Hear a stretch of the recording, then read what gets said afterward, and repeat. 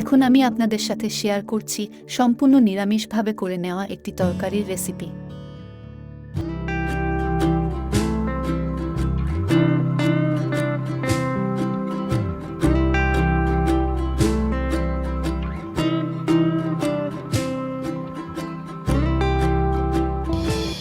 সম্পূর্ণ নিরামিষভাবে সুস্বাদু এই তরকারিটি করে নেওয়ার জন্য আলু, পটল আর গাটি কুচু ভালো করে কেটে নিয়ে পরিষ্কার করে ধুয়ে নিয়েছি।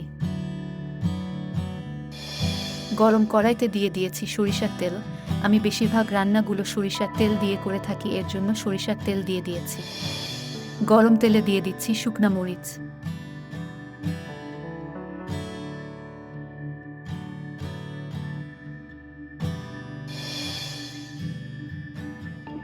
দিয়ে দিচ্ছি তেজপাতা,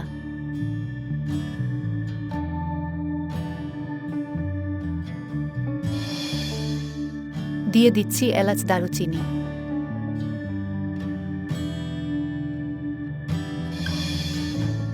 দিয়ে দিচ্ছি জিরা,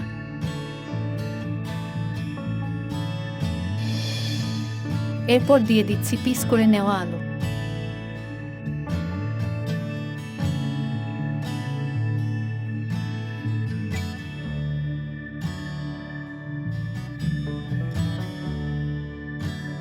পিস করে নেওয়া আলুগুলো বেশ কিছু টাইম ভেজে নিচ্ছি। ভেজে নেওয়ার পর দিয়ে দিচ্ছি গাটি কচু।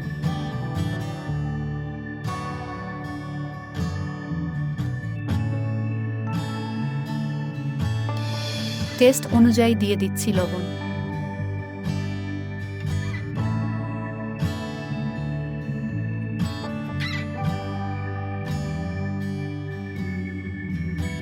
মিডিয়াম লো আঁচে রেখে বেশ কিছু টাইম খুব ভালো করে ভেজে নিচ্ছি। বেশ অনেকটা টাইম ভালো করে ভেজে নেওয়ার পর দিয়ে দিচ্ছি কেটে রাখা পটল।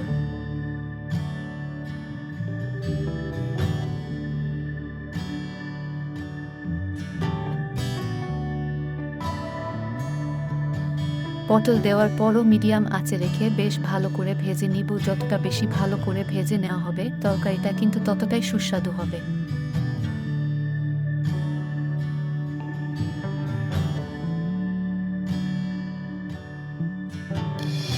ভেজে নেওয়ার পর অল্প পরিমাণে দিয়ে দিচ্ছি জল। গুঁড়া মশলাগুলো ব্যবহার করার আগে জলটা দিয়ে নিলে মশলাটা কিন্তু পুড়ে যায় না, এর জন্য জল আগে দিয়ে নিয়েছি।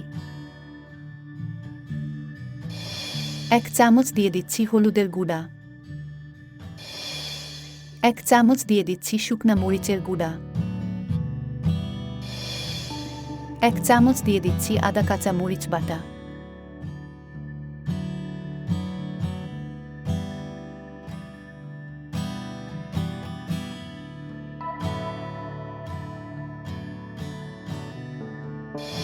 খুব ভালো করে কষিয়ে নেওয়ার পর জল শুকিয়ে যখন মশলার গায়ে তেল ছেড়ে দিয়েছে তখন দিয়ে দিচ্ছি জল। জল দিয়ে দেওয়ার পর চুলার আঁচটা বাড়িয়ে দিয়ে রান্না করে নিচ্ছি 5 মিনিট।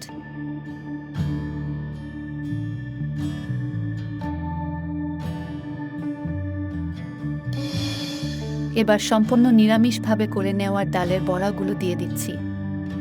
ডালের বড়াগুলো কিভাবে করে নিতে হয় সম্পূর্ণ নিরামিষভাবে তার ভিডিও কিন্তু আমি আমার চ্যানেলে এর আগে আপলোড করেছি, ইচ্ছা করলে দেখে নিতে পারেন। আমি লিঙ্কটা ডেসক্রিপশন বক্সে দিয়ে দিচ্ছি। 1 চামচ দিয়ে দিচ্ছি ভাজা জিরা, এলাচ আর দারুচিনির বাটা,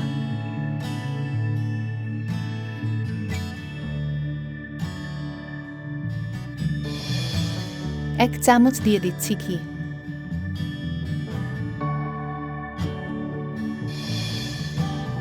অল্প পরিমাণে দিয়ে দিচ্ছি চিনি।